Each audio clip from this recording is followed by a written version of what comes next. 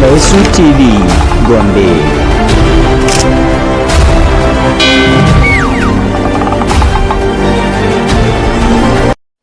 Hajiya, ya kamata ki raka ni don mu je mu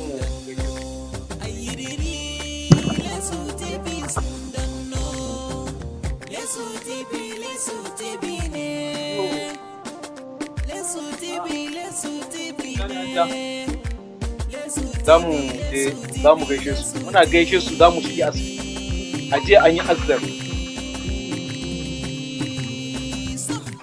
To,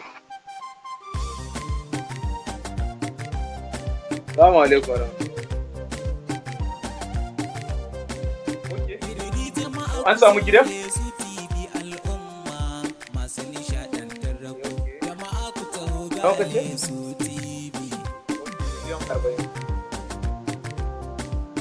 A to ba damuwa ai miliyan 40 yayi, ina ta gidan ya fito inda ake so. Ba za mu sa yayi, ai matsayin su ya kai sa musu wannan gidan ba damuwa bane. A ba damuwa. Kawai ka turo min da number account na muku.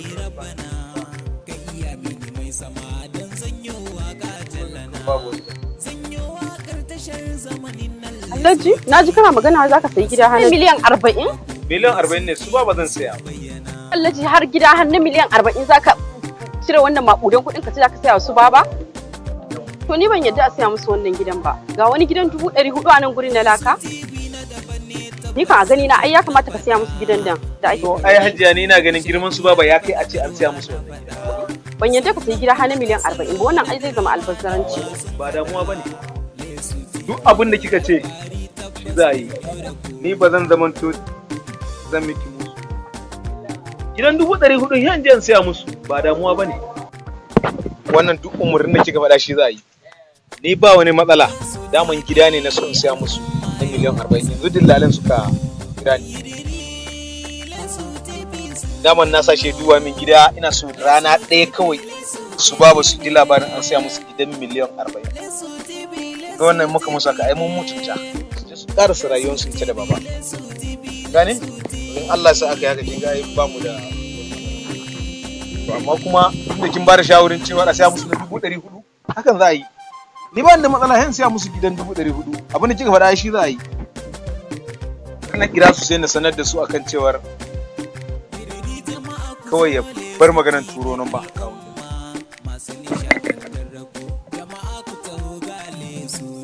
Assalamu alaikum. Yawwa, dala maganar number account din nan kai hakuri ba sai ka turo ba.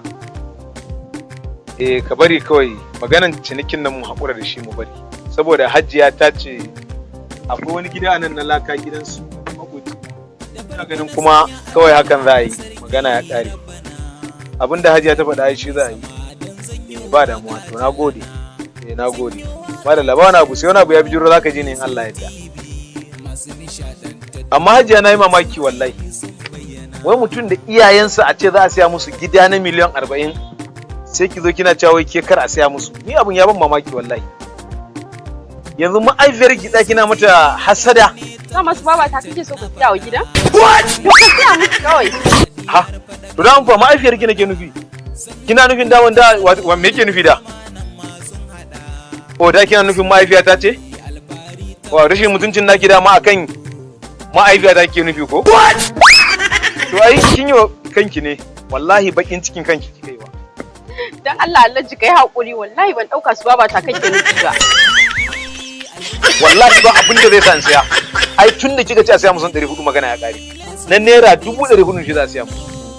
Aikin banza ki shiga mu tafi. Zagaya ki shiga mu tafi.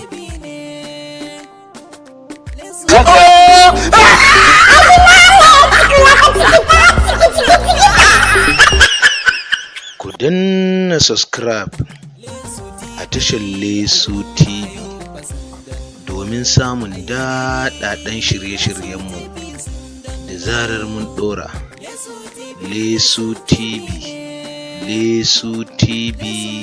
Gombe.